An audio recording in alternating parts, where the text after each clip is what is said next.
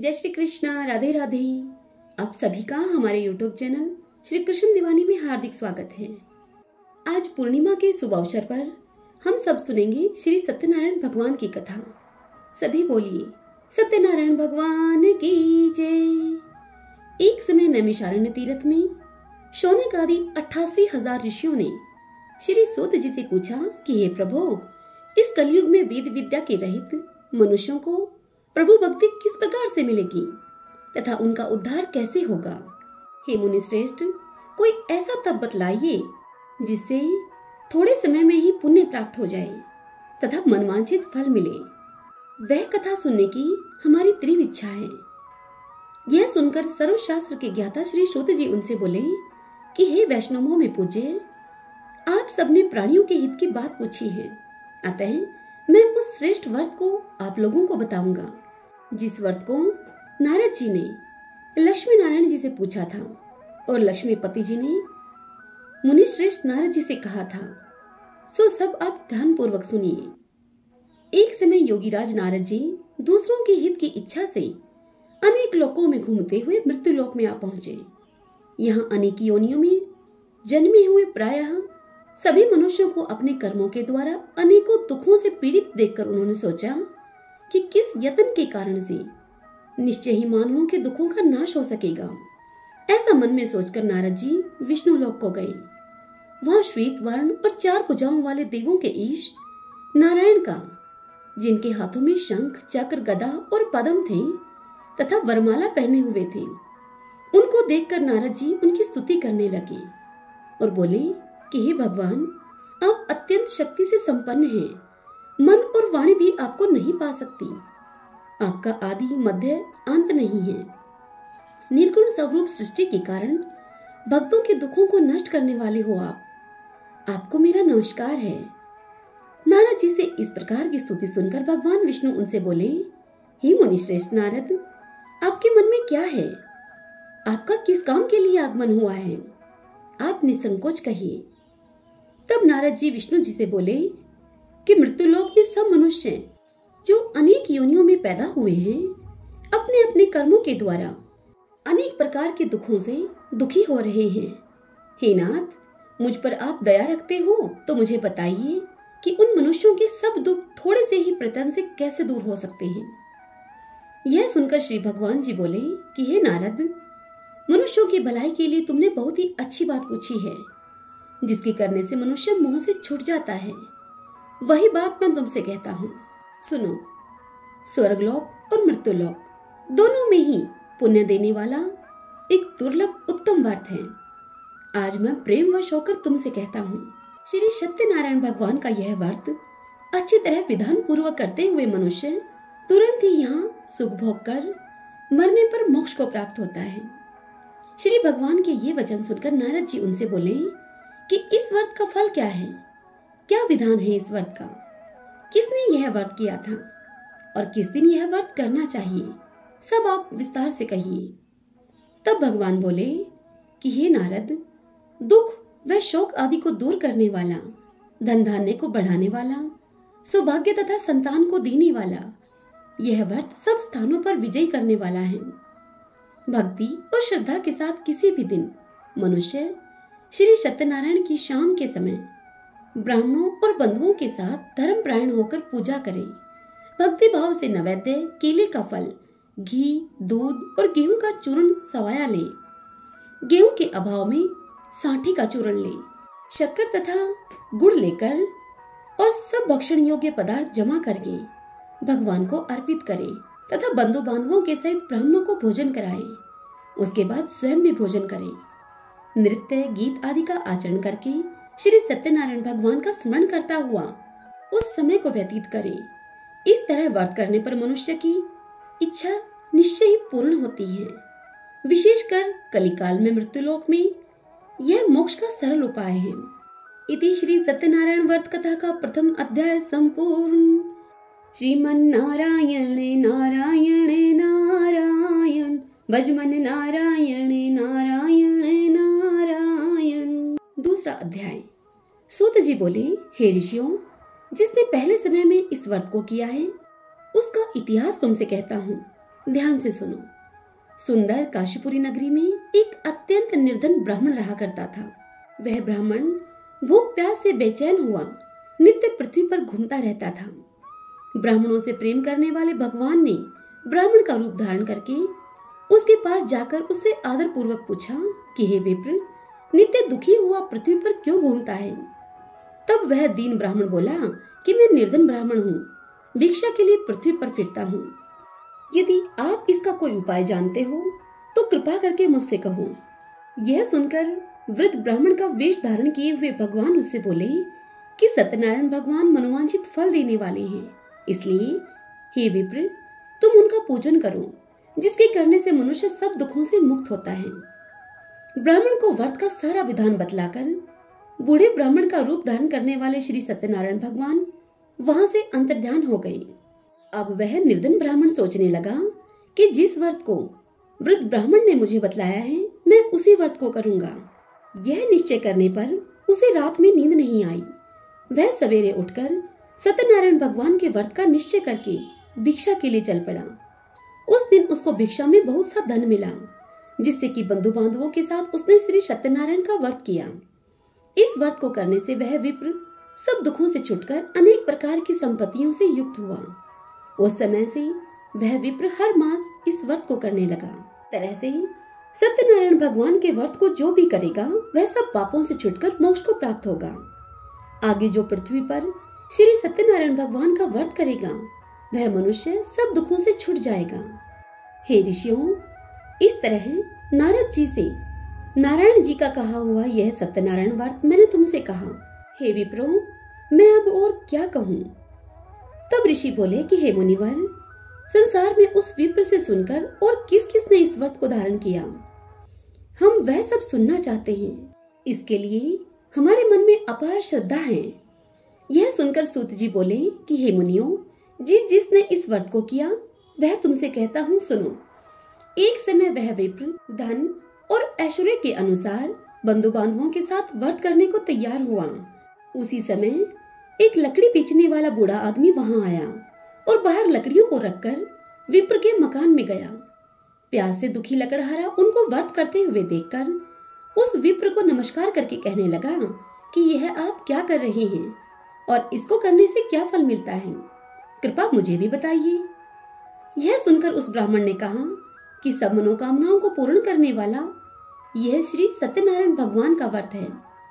इसकी ही कृपा से मेरे यहाँ धन धान्य आदि की वृद्धि हुई है। उस ब्राह्मण से इस व्रत के बारे में जानकर लकड़हारा बड़ा ही प्रसन्न हुआ। चरणामृत लेकर और प्रसाद खाने के बाद वह अपने घर को गया। लकड़हारे ने अपने मन में इस प्रकार का संकल्प किया कि आज गांव में लकड़ी बेचने से जो मुझे धन मिलेगा उसी से श्री सत्यनारायण भगवान का मैं उत्तम व्रत करूंगा। मन में ऐसा विचार करके वह बूढ़ा आदमी लकड़ियां अपने सिर पर रखकर जिस नगर में धनवान लोग रह रहे थे ऐसे सुंदर नगर में गया। उस रोज वहां पर उसे उन लकड़ियों के दाम पहले दिनों के दामों से चौगुना दाम मिले। तब वह लकड़हारा दाम लेकर और अति प्रसन्न मन से पके हुए केले की फली, शक्कर, दूध, दही और गेहूं का चूर्ण इत्यादि श्री सत्यनारायण भगवान के व्रत की कुल सामग्रियों को लेकर अपने घर को पहुंचा। फिर उसने अपने घर जाकर अपने भाई बंधुओं को बुलाकर विधि विधान के साथ भगवान सत्यनारायण जी का पूजन और व्रत किया। उस व्रत के प्रभाव से वह बूढ़ा लकड़हारा धन, पुत्र आदि से युक्त हुआ और संसार के समस्त सुख भोगकर वैकुंठ को चला गया। इति श्री सत्यनारायण व्रत कथा का द्वितीय अध्याय संपूर्ण। श्रीमन्नारायण नारायण नारायण भजमन नारायण नारायण नारायण। तृतीय अध्याय सुनेंगे। सूत जी बोले कि हे श्रेष्ठ मुनियों, अब आगे की कथा कहता हूं तुमसे, सुनो। पहले समय में उल्कामुख नाम का एक बुद्धिमान राजा था। वह सत्यवक्ता और जितेंद्रिय था। प्रतिदिन देव स्थानों पर जाता और गरीबों को धन देकर उनके कष्टों को दूर किया करता था। उसकी पत्नी कमल के समान मुख वाली और सती साध्वी थी। भद्रशिला नदी के तट पर उन दोनों ने श्री सत्यनारायण भगवान का व्रत किया। उस समय वहां एक साधु नामक वैश्य आया। उसके पास व्यापार के लिए बहुत सा धन था। राजा को व्रत करते हुए देखकर वह विनय के साथ उनसे पूछने लगा कि हे राजन, भक्ति युक्त चित्त से ये आप क्या कर रहे हैं? मेरी सुनने की इच्छा है, सो आप मुझसे बताइए। तब राजा बोला कि हे साधु, अपने बांधुओं के साथ पुत्रादि की प्राप्ति के लिए यह एक महाशक्तिवान श्री सत्यनारायण भगवान का व्रत और पूजन किया जा रहा है। राजा के ऐसे वचन सुनकर साधु उनसे आदर पूर्वक इस प्रकार से बोला। साधु ने कहा कि हे राजन, मुझसे इसका सब विधान कहिए, मैं भी आपके कहे के अनुसार इस व्रत को करूंगा।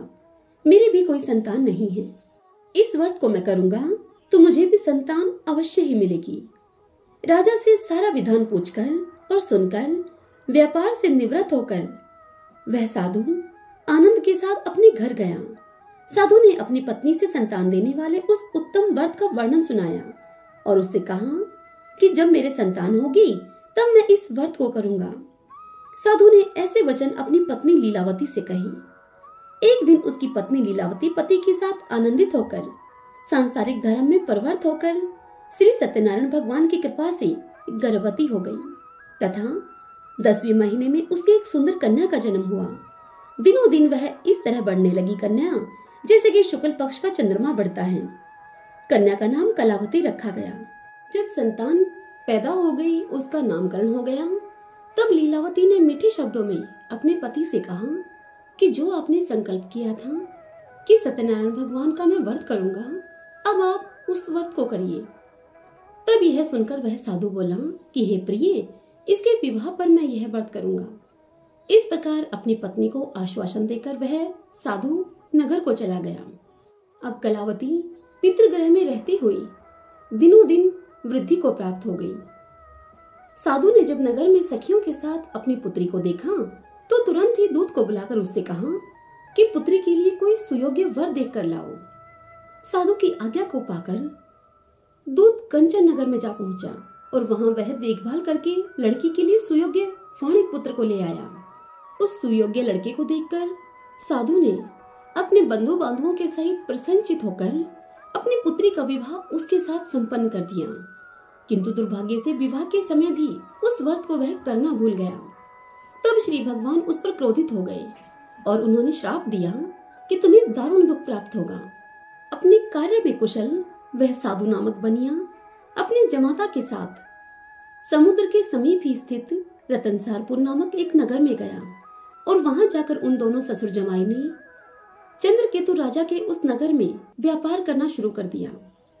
एक बार भगवान श्री सत्यनारायण की माया से प्रेरित होकर कोई चोर राजा का धन चुराकर भागा जा रहा था, किंतु जब चोर ने राजा के दूतों को अपने समीप आता हुआ देखा तो चोर घबराकर भागता हुआ राजा के उस धन को वहीं चुपचाप रख गया जहां पर कि वह ससुर जमाई ठहरे हुए थे।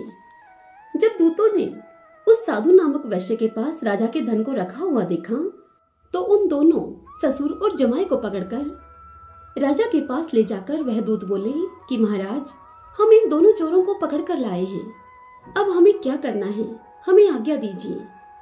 तब राजा ने उन्हें आज्ञा दी कि इन्हें कारावास में डाल दो और फिर उन्हें कारावास में डाल दिया गया और उनका सब धन छीन लिया गया। श्री सत्यनारायण भगवान के श्राप के द्वारा उनकी पत्नी भी घर पर रहती हुई बहुत दुखी हुई और उनके घर पर जो धन रखा हुआ था उस सब धन को भी चोर चुरा ले गए। शारीरिक और मानसिक पीड़ा तथा भूख प्यास से अति दुखी होकर अन्न की चिंता में कलावती एक ब्राह्मण के घर गई। वहां उसने श्री सत्यनारायण भगवान का व्रत होते हुए देखा, फिर कथा सुनी तथा प्रसाद ग्रहण करके रात को अपने घर पर वापस आई। जब वह घर आई तो उसकी माता ने कलावती से कहा कि हे पुत्री, तू अब तक कहाँ रही और तेरे मन में क्या है?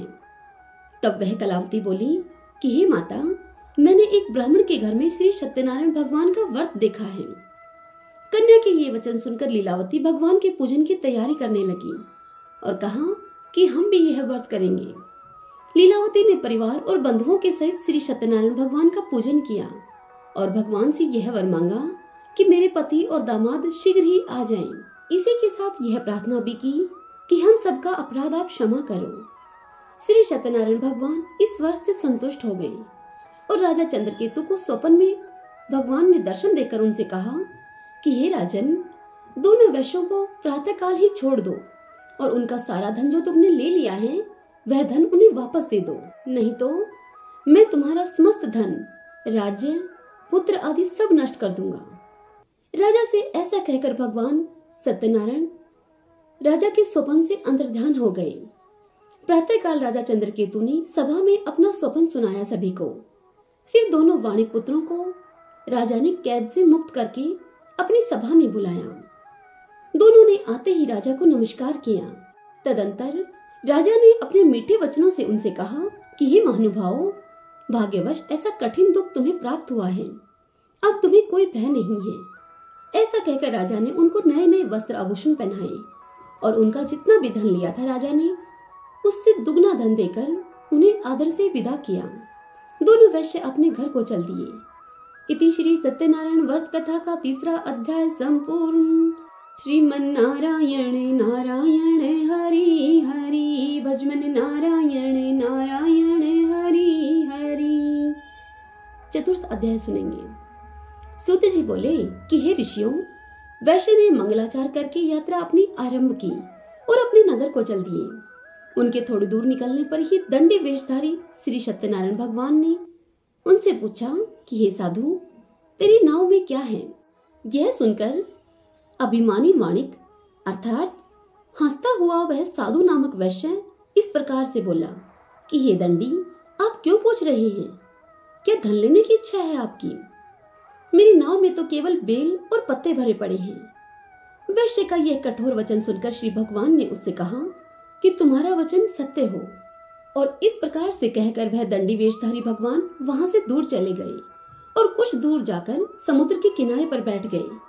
दंडी के जाने पर वैश्य ने नित्य क्रिया करने के बाद नाव को ऊंची उठी हुई देखकर बड़ा ही अचंभा किया तथा नाव में बेलपत्ते आदि देखकर वह मूर्छित होकर जमीन पर गिर पड़ा। फिर मूर्छा जब उसकी खुली तो मूर्छा खुलने पर अत्यंत शोक प्रकट करने लगा। तब उसका दामाद उससे बोला कि आप शोक न करें, यह दंडी का श्राप है, अतः उनकी शरण में हमें चलना चाहिए, तभी हमारी मनोकामना पूर्ण होगी। दामाद के यह वचन सुनकर वह दंडी के पास पहुंचा और अत्यंत भक्तिभाव से नमस्कार करके दंडी वेशधारी भगवान से वह बोला कि मैंने जो आपसे असत्य वचन कहे थे उनके लिए आप मुझे क्षमा करो। ऐसा कहकर शोकातुर होकर वह रोने लगा। तब यह देखकर दंडी भगवान उससे बोले कि हे वाणिक पुत्र, मेरी आज्ञा से बार बार तुम्हें दुख प्राप्त हुआ है, तू मेरी पूजा से विमुख हुआ है। यह सुनकर वह साधु वैश्य बोला कि हे भगवान, आपकी माया से ब्रह्मा आदि देवता भी आपके रूप को नहीं जानते, तब मैं अज्ञानी भला कैसे जान सकता हूँ? आप मुझ पर प्रसन्न होइए, मैं सामर्थ्य के अनुसार आपकी पूजा करूंगा। मेरी आप रक्षा करो और पहले के समान नौका में मेरे धन भर दो। उसके भक्ति युक्त वचन सुनकर भगवान प्रसन्न होकर उसकी इच्छा के अनुसार उसे वर देकर वहां से अंतर्ध्यान हो गए। तब उन्होंने नाव पर आकर देखा कि नाव धन से परिपूर्ण है। फिर वह श्री सत्यनारायण भगवान का पूजन करके साथियों के सहित अपने नगर को चला। जब वह अपने नगर के निकट पहुंचा तब दूत को उसने घर भेजा। तब दूत ने साधु के घर जाकर उसकी पत्नी को नमस्कार करके उससे कहा कि साधु वैश्य अपने दामाद के सहित इस नगर के समीप आ गए हैं। ऐसा सुनकर साधु की पत्नी ने बड़े हर्ष के साथ श्री सत्यनारायण का पूजन करके अपनी पुत्री से कहा कि हे पुत्री, मैं अपने पति के दर्शन करने के लिए जा रही हूँ, तो कार्य पूर्ण करके शीघ्र आ जाना। माता के ऐसे वचन सुनकर कलावती प्रसाद छोड़कर जल्दी में अपने पति के पास गई।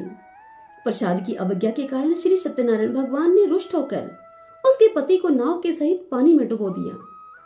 कलावती अपने पति को न देखकर रोती हुई जमीन पर मूर्छित हो गई। इस तरह नौका को डूबा हुआ तथा कन्या को रोता हुआ देखकर साधु नामक वैश्य दुखी होकर बोला कि हे प्रभु, मुझसे या मेरे परिवार से जो भूल हुई हो उसके लिए हमें क्षमा करो। उसके दीन वचनों को सुनकर भगवान श्री सत्यनारायण उस पर प्रसन्न हो गए। तदंतर वहां एक आकाशवाणी हुई। आकाशवाणी ने कहा कि हे साधु, तेरी कन्या मेरे प्रसाद को छोड़कर आई है, इसलिए उसका पति अदृश्य हुआ है। यदि वह घर जाकर प्रसाद खाकर लौटे तो इससे उसे उसका पति अवश्य मिलेगा। आकाशवाणी सुनकर कलावती ने घर पहुंचकर भगवान का प्रसाद खाया और फिर अपने पति के दर्शन किए। तत्पश्चात साधु ने बंधु बांधवों के सहित श्री सत्यनारायण भगवान का विधि पूर्वक पूजन किया। इस लोक का सुख भोग कर अंत में वह स्वर्गलोक को गया। इति श्री सत्यनारायण व्रत कथा का 4th अध्याय संपूर्ण। श्रीमन्नारायण नारायण नारायण भजमन नारायण नारायण नारायण। 5th अध्याय सुनेंगे।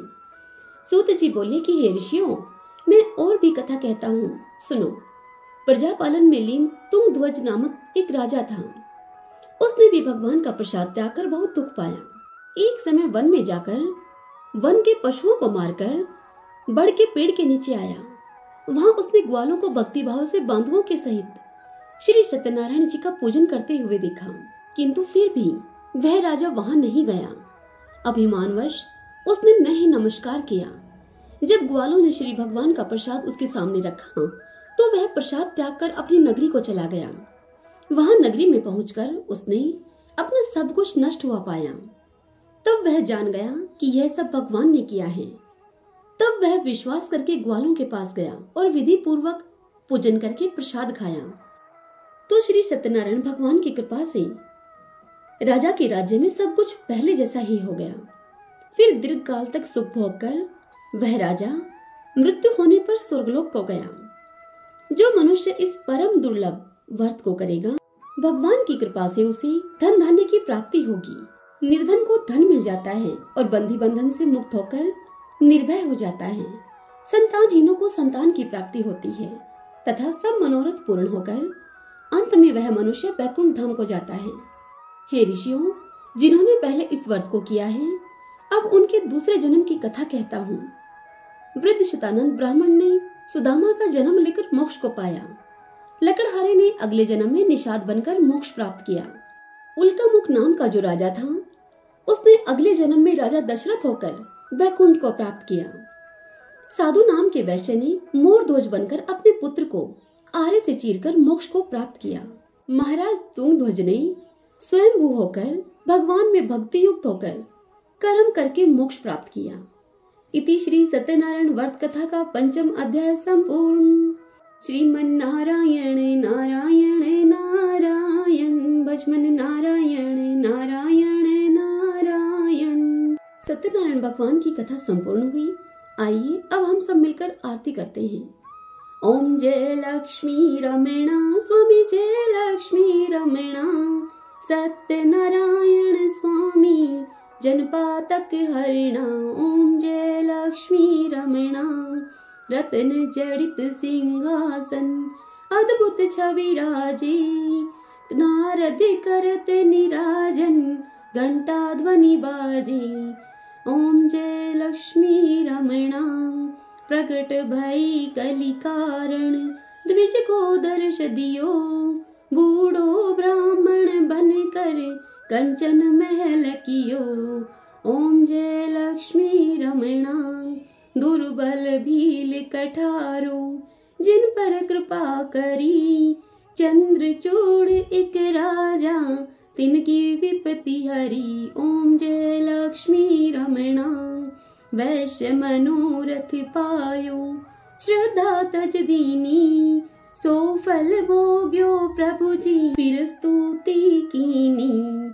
ओम जय लक्ष्मी रमणा भाव भक्ति की कारण, छिन छिन रूप धरो, श्रद्धा धारण कीनी, तिनको काज सरो। ओम जय लक्ष्मी रमणा ग्वाल बाल संग राजा, वन में भक्ति करी, मन वांछित फल दीना, दीन दयालु हरि। ओम जय लक्ष्मी रमणा चढ़त प्रसाद सवायो, कदली फल मेवा, धूप दीप तुलसी से, राजी सत देवा। ओम जय लक्ष्मी रमणा श्री सत्यनारायण स्वामी जी की आरती, जो कोई जन गावे, कहते शिवानंद स्वामी, मनवांछित फल पावे। ओम जय लक्ष्मी रमणा सभी बोली सत्यनारायण भगवान की जय।